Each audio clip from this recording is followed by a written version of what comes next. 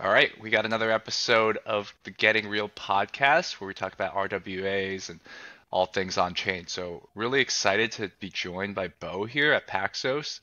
If you want to give a short introduction or just tell, and also maybe tell us how you got into crypto and stuff like that, that'd be awesome. Sure, happy to jump into that. Thanks for having me, Luke. Super excited to join you here. Great to meet everyone. I'm Bo, product lead at Paxos. Been at Paxos for about 3 years, working on a variety of kind of go-to-market and product roles. My journey into Paxos was a fun one. I spent the prior 6 years in the payments world at Square and Cash App, and that was super fun. It was like kind of felt like the golden years of fintech, and everything was growing like crazy. But became very clear to me that the back end was broken. The front end was getting prettier and prettier and looking great, and like what Square and Cash App built was incredible.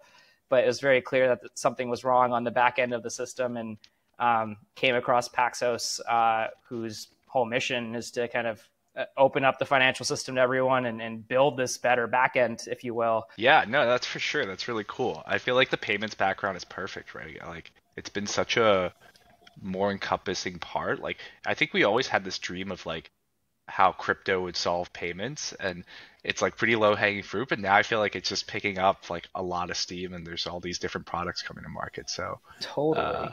yeah, Like can't the go wrong. thing, like I think what we were like seeing was the at least in the US, right? And like in a Mhm. lot of other markets too, but like the consumer experience of payments has actually gotten pretty good. But it's just like these companies, like, the Squares, the Stripes, the PayPals of the world have just abstracted some of the pain away, which is awesome from a consumer Yeah. perspective. But those enterprises pay for that pain, right? And so like something we think about a lot at Paxos is like, how do we build, enterprise, institutional grade infrastructure for those types of companies to adopt what the blockchain can do and take that pain away from them. Like the pain they've taken away from consumers, like to a certain extent by abstracting out the experience, how can we build infrastructure for them? And so that's kind of how we've been thinking about the world.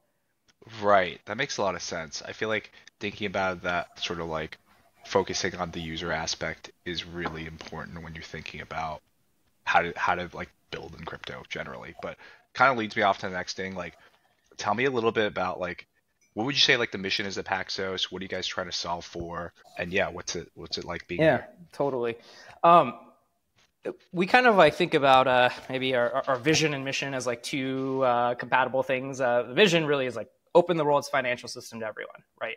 That's what we want to do, and like how are we going to do that? That's our mission, right? And tactically or specifically, what we want to go do is enable the instant movement of any asset to anyone in a trustworthy way. There's a bunch of components to that statement that are really important to everything that we do day in, day out. But ultimately, it's like, how do we build infrastructure that's trustworthy, that's built the right way, that's compliant with regulatory requirements and everything that is a necessity for the enterprises and institutions to adopt this technology? Hmm. And why do we think about the world this way? We think, this is the way that billions of people come into the digital asset ecosystem and start interacting with assets such as stablecoins and other crypto assets. It's Yeah. by through the enterprises they already interact with adopting blockchain technology. And so we really think a lot about building that infrastructure in the right way, in a way that hopefully we can bring a billion people into this ecosystem over the Hmm. next decade is how we think about it. And over the last couple of years, we've really been focused in on stablecoins, because we think this is ultimately like the linchpin product that Hmm. starts to open up the financial system and gives money a way to move in a permissionless way, creates an asset that people can build on. And we just think that's so powerful. And so there's a ton of things we've been doing over the years across crypto brokerage, tokenized gold, white label stable coins with PayPal. We've done our own stable coins, but Yeah. really like the recent focus has been the stablecoin business and the services that surround stablecoins. Yeah, I feel like stablecoins are such a great vehicle because they can be used in so many different ways. Like, an Arbitrum, we have a ton of different stablecoins on us, those that have yield, those are that don't. But I think it's composable. It can be used through DeFi, and that's really exciting. And yeah, definitely stablecoins is kind of having its moment right now. I feel like everyone's trying to launch a stablecoin, but you guys were Uh, so early, right? Like Paxos has totally. like been there since 2012 2012, was it? Like, yeah. So that's yeah. Early, and I think the other really interesting thing about Paxos's position was like it probably the only company that has done like a enterprise grade white label, right? And so, you know, obviously PYUSD has been super successful, and people are excited about that. But like, you know, people are breaking down our doors to talk about like if we could do a white label for them. And so there's been a lot of educating the market, and there's been a ton of interest following that PayPal's launch. And so it's a super exciting time to be in the space for sure. Yeah, you know what? And that white labeling, I think, is like kind of in essence like it has a lot of synergies, right? You're able to lend out your infrastructure, the stuff you've been developing for so long. And these brands like PayPal, for instance, have their distribution arcs, like, you know, their apps. I see, you know, see PayPal USD within the PayPal app. That's really cool to have, and like it kind of brings the best of both worlds. Would you say?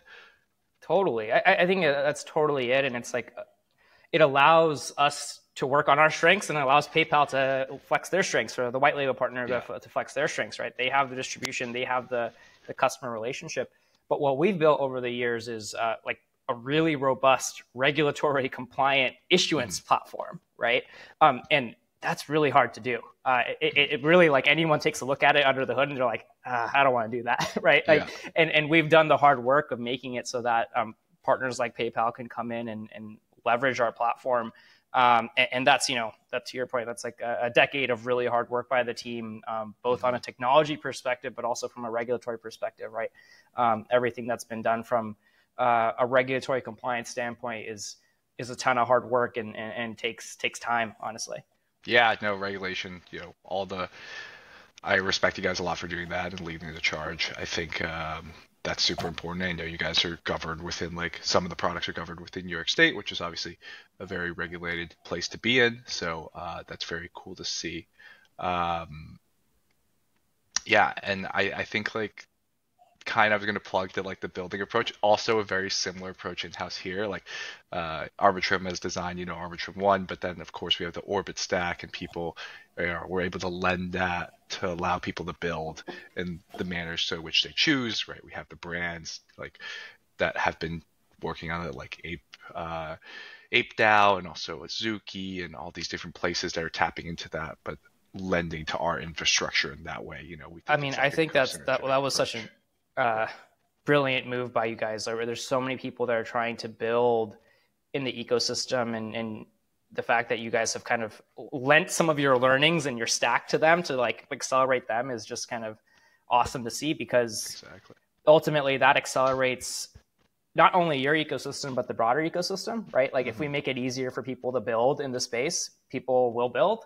And so it's really awesome to see what you guys have done with Orbit in particular, a really awesome product. Yeah, thank you.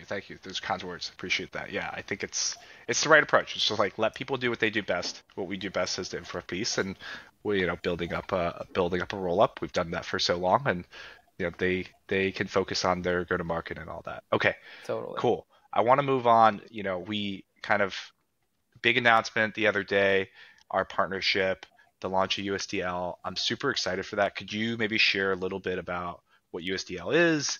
And yeah, let's go from there. Yeah, totally. So we announced USDL and Arbitrum the other day. USDL is a stablecoin that is designed to benefit the token holders first and foremost. USDL gives programmatic daily yield through the smart contract, right? So every day you're getting the yield that we believe is rightfully yours. USDL is a yield-bearing stablecoin that retains all of these kind of things we've learned over the years of how to properly construct a stablecoin, with the regulatory status and making sure that there's the right oversight, because ultimately we are optimizing towards customer protection here. We want to build the safest asset for customers to hold. But USDL is issued by Paxos International. It's a non-US product focused on the international market. It's regulated in Abu Dhabi in the ADGM by the financial services regulator in that market. And again, the whole idea there is, we think this is the future of where stablecoins go. This is the next evolution of stablecoins. Yield-bearing stablecoins are the next evolution, but we still think it needs to be done the right way with the right regulatory oversight and protections. And so this is kind of how we've kind of seen the market shifting, and we think this is where ultimately stablecoins are going to go. And we created USDL, this yield-bearing stablecoin available outside of the US, but generates safe daily yield to the token holder. And super excited to bring it to Arbitrum, which is our first chain after Ethereum. And so, we're super excited to be partnering with you guys on it. Yeah, we love to see that. We love to see that, especially when it goes to E first and then us. It's perfect kind of melding right there. Exactly. And this is your first non-US or NYDFS regulated stablecoin. Is that right? That's right. That's right. So all of our previous stablecoins have been issued out of New York, regulated by the NYDFS. This asset is issued out of Abu Dhabi in the ADGM, which is kind of the global market that they've created, regulated by the FSRA in that market. And I think we have been really impressed by how innovative that regulator and that market has been.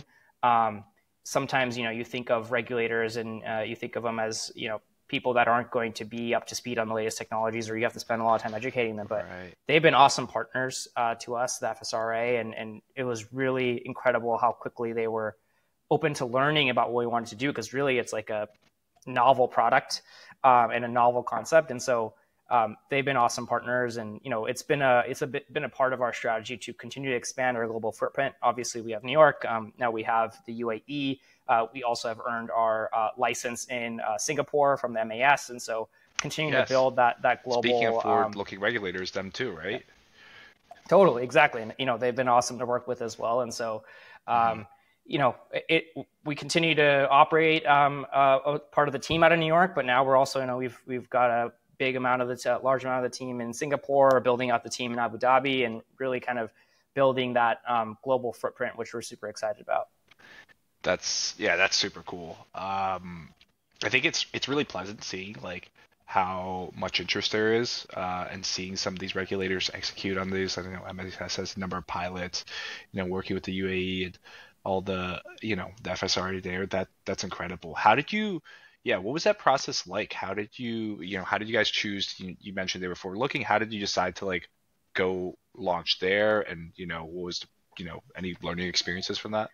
Yeah, totally. And so when we set out on this project, because this was explicitly a international product, a non-US product, we were looking at where can we go issue this product out of, and we spent a lot of time with regulators all over the world, and ultimately it came down to we weren't looking for easy. There's easy out there.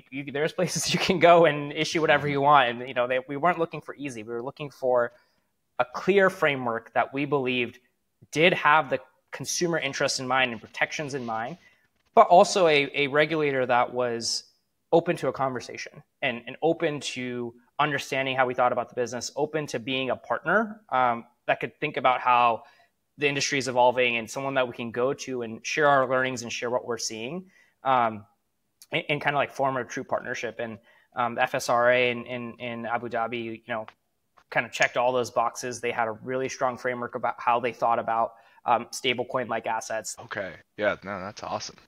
Okay, and now I'm going to turn it kind of to the where's the yield meme, kind of. Where is the yield coming from USDL? What is it currently, or if you could say? Right. Yeah. So the yield can only come from a very specific set of investments, which we've been allowed to make via our regulator, right? And these are all cash and cash equivalents, primarily short-term T-bills, right? And so our view is this is the safest set of assets that our reserves can sit in, and our mandate is not to do anything riskier than that, right? And that is how we construct this product, to ensure that we have the liquidity, but also deliver safe yield to our users, right? And so to our token holders. And so the yield today, at the latest, it's 4.5 to 4.7 is somewhere where it's sitting. And I think the really novel thing about USDL is it's not even it's a daily. You're getting the yield daily. It's showing up in your wallet every single day. And something I lament is that product's not even really available in the US, right? I have access to every high yield savings account here in the US, but the the bank or whoever it is will like pay me out at the end of the month or do some like weird calculation and be like, here's how much you get. And it's like, okay. Versus like, USDL is like programmatic every single day. You're going to get the yield that is generated by the assets that you hold. And so I think that's super unique. That's super, it really builds the ability to build other things on top of this product, which I think is really interesting. We can talk about that more later, but I think that aspect is super unique where you're getting it every single day. You earn until the moment you decide to spend. You earn until the moment you decide to, send it off or trade or whatever. And I think that's really unique and like uniquely enabled by the technology, right? We can do that because the technology allows us to programmatically disperse this every day. Yeah, that's a good point. That's a really good point because I think about it like I have access to stuff and I own some, traditional investments like a T-bill fund or whatever, and it's like distributed once a month, and then it's like a weird thing. The chart like drops off because it pays a dividend and it like resets. It's this whole like crazy thing. But blockchain kind of allows you to, distribute it every day, which is like not something you could, I would say like maybe you could, but like also it'd be very convoluted maybe. Right. And it makes the product simpler in my opinion. Right. And especially like think about it. Like you and I work in finance and like this, like the way high yield savings accounts or these like T-bill products work are like confusing to us. Like, imagine to like an average consumer, it's like, how do you make sense of that? And the ability to actually simplify the offering through the technology where it's like, hey, you're going to get, as long as you're holding the asset, you're going to get this every day. Right. Yeah. And it's as simple as that. And I think that's a really powerful value prop that we're excited about. We're starting to see resonate with customers in the markets that we're in. Yeah, no, that's awesome. I think that's a really cool part, and I like to see like crypto's advantages. So that's in general, very cool. Okay, I want to ask, why did shameless plug? Why did you decide to launch this on Arbitrum? What did you feel about like that compelled you to do that? So I'll get the typical response out of the way first. It's like, enables us to have fast, cost-effective transactions at scale. Super critical. You guys have great tech, like check the box, right? But I'll say a lot of ecosystems tout that, right? But you guys have that. But the thing that I think really, the two things that I think really made us choose Arbitrum, right? One is the overall partnership into the ecosystem. Shameless plug for you. You've been introducing me to everyone in the ecosystem, and my Telegram is constantly blowing up, which is amazing, right? Like that's like we don't want to just issue for the sake of issuing. We want to issue and be a part of the ecosystem. And your willingness and your team's willingness to be proactive partners in our go-to-market and introduce us to the right folks and build those relationships is super important. And then I think there's like the angle of like, you guys have focused on building a really well-rounded ecosystem, right? You have the thriving DeFi ecosystem, which is awesome and always great to see. You've got, RWA focused projects like Plume, which is super exciting. But then you also have the cultural collaborations, like, you guys have the game with Magic Eden, which is super cool. You have the partnership with Azuki, and love to see a well-rounded ecosystem. And you guys have made kind of like that great portfolio of investments. And so I think that was a big factor for us. And then, last but not least, and potentially the most important, was your willingness to work with us on the regulatory front, right? Like we can't issue anything unless we get the right risk assessments done and approvals done by our regulator, and the patience from your guys' end, but also your help, right? In helping us create the risk evaluation, do all the homework we had to do for our regulator to get this approved. Those things together kind of made it a no-brainer for us. Awesome. Yeah. Thanks for the kind words. Appreciate that always. And then of course, like, I think always part of the culture here is like working with the teams, like plugging you guys in where we think it makes sense. And also, whoever requests you have, like, that you think you could do, we'll push for, right? We'll advocate for and try to put you guys together. I think that's like totally always been, even before I joined, like the culture here. So glad you guys enjoy that. We always like working with teams who like working with the rest of the ecosystem, and we think it's a pretty good ecosystem. Some of those teams you mentioned are really, at the forefront of their game. Definitely agree with you, totally. on them. So talking about partnerships, what are kind of, like what's been your go-to-market? Can you tell me about like some of the day one partnerships you'll be launching with USDL? Yeah, totally. And so starting with like the ecosystem side, right? Like, thank you for all the introductions you've made. And, we're pretty close to having a launch ready with Camelot. That should be up any hour now, which I'm super excited about. We also have a partnership going with CoinShift, who's going to go make USDL and Arbitrum one of the primary stablecoins in their wallet ecosystem, which I'm super excited about. And so there's a bunch of kind of pieces we have moving. I think from like the ecosystem perspective, those are the types of players we're talking to and either have partnerships lined up and ready to go or launching imminently. The other angle and the other kind of like go to market here that, maybe is a little unique to Paxos maybe is we've been having a lot of corporate treasury conversations, right? Actual like corporates in developing markets that want either already hold stables or want to hold stables as part of their corporate treasury assets, right? And one of the things, like, and we've had some traction on that with ETH, but like one of the top asks have been like, can you be on Arbitrum or can you be on a low cost blockchain? And so what we're seeing is a lot of interest from the types of entities that want to hold stablecoins on their balance sheet, but don't want to necessarily go, earn kind of like DeFi yields. They want like safe T-bill yields, right? And they want the asset that has the protections of like bankruptcy remoteness, like, regulatory oversight, all those pieces. And so we've seen some really interesting traction with kind of like corporate treasury use cases where they're like, hey, like I would love to hold USDL.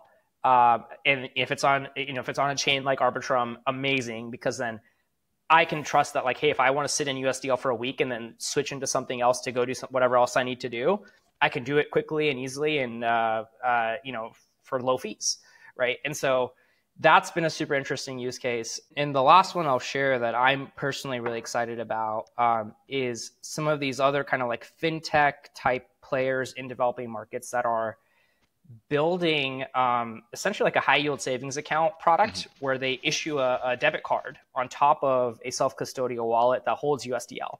And that's, again, super interesting to us because it really like hits on that value prop of like earn until you want to spend, but also feel free, you can freely spend it, right? And so when you have this debit card on top of a wallet that holds USDL, this person's earning yield, is holding dollars, and they like have the ability to go spend that balance wherever they want with the debit card, right? And so that's like the use case that we're super excited about. And we have a few partners that are building that. And, we'll definitely share it when they're live, but stuff like that is super fascinating and, a little bit outside of the ecosystem, but still built on Arbitrum, right? Yeah, I like that payment use case. I think that's really cool. And, idle cash being able to be tapped into like, generating something. A lot of people sit on their cash in their checkings account and things like that. So if this could be like the future for that, I think that'd be very, very cool. And it's like there's like this even for the highly banked population, we often have to make the choice between save or spend, right? Like it's like they specifically demark the accounts that way. And if you're thinking about like in even some of these emerging markets that are building products like this, like they're getting access to like a simultaneous spend and save asset, right? A save and spend asset, which is like super cool. And again, like almost a truly unique use case that's enabled by the technology, right? A combination of the ability to distribute yield every day, but also have low cost, scalable transactions on Arbitrum. And those two things together, like actually create a whole new use case, right? Or enable a whole new activity. Awesome to hear that you're working with all these Arbitrum teams. I know a lot of good things to say about all the teams you mentioned and plenty more. But like what I love about you guys is that you're actually pushing into like a very, you're thinking, you like looked at our ecosystem and like you explored and see what's possible. And I think that's the one thing that really stands out about the Arbitrum ecosystem because it is big. There are a lot of teams that are doing very cool things. They're all open to working with each other, which is cool. I love to see the penetration of USDL into more apps, more protocols, like whatever it may be, collateral, lending, borrowing. That'd be like There's super tons cool of stuff we can do. Yeah. So it's just day one, but we've got a bunch of stuff we can do together and we're super excited. And like kudos to the ecosystem you guys have built. Like it's massive, but also like super collaborative and like, we couldn't ask for a better place to start. Thanks. Yeah. Thanks. Appreciate it. Like, I mean, if any teams listening to this, just feel free to hit us up on Twitter. I feel like I'm happy to, route teams that way to you guys, and yeah, integrations with Paxos, hit Bo up on Twitter. Yeah, hit us up. You hit me up. Yeah. We've got our USDL Twitter handle. DMs are open. Like, we're excited to work with the ecosystem, and so if you're building something cool on Arbitrum, hit us up. Like, we'd love to work together. Cool. Yeah. Any sort of like last thoughts? Like, I actually like thinking about like the roadmap going up. Is there anything you'd like to share about what Paxos is trying to gear up for as like tokenization is becoming bigger and bigger? Or... Yeah, totally. I mean, look, like we talked about this a little bit at the top, right? Like, our mission is to enable the instantaneous movement of any asset, right? Mm-hmm. But we really do think like the moment now is for stable coins, and that's like the watershed kind of product for the industry that is going to get that moving. But one thing that we're really excited about is like, because of the work we've done with PayPal and some of our partners in the past of issuing kind of these like white label models, is like we've actually built a really great like issuance stack and infrastructure, right? Mm-hmm. And we've also issued tokenized gold, and we've started to build things in a way that are like, hey, like we've built this in a way that we could totally issue other things in the future, right? Mm-hmm. With our platform. And I think that's what I'm really excited about how we think about the world, where it's like, it's dollars today, and we're going to build the best stablecoin issuance platform we can today, and the kind of services around that, moving the stablecoins, orchestration, all those aspects. Mm-hmm. But it's totally part of the vision and the mission to expand that to other assets. And we're getting interest from all over the world about what other assets could be tokenized and how that would look. And so that's something I'm super excited about in the future. And it's something that we're looking forward to. But, other than that, like, we're just excited to keep building in the Arbitrum ecosystem. We're going to get a wrapped USDL out. We're going to figure out to kind of integrate with some cross-chain bridging protocols. Like, we've got a bunch of exciting stuff planned, and, that I'm really looking forward to that, and like kind of like getting deeper into the ecosystem and continuing to grow. Yeah, I love that. Shout out to you guys for taking that on. I think it's really cool to see, building the wrapped assets obviously makes DeFi a lot easier, but then, I hope to see many more Paxos products on Arbitrum. I think they'll do well here. So I'm really excited for the continued relationship here. Totally. Likewise. And thank you again to you guys for being amazing partners. And we're super stoked and excited to keep working together. Thanks for having me on. Yeah, of course. Let's get it. That's great. Thanks a lot for coming on. Thanks, man. See ya.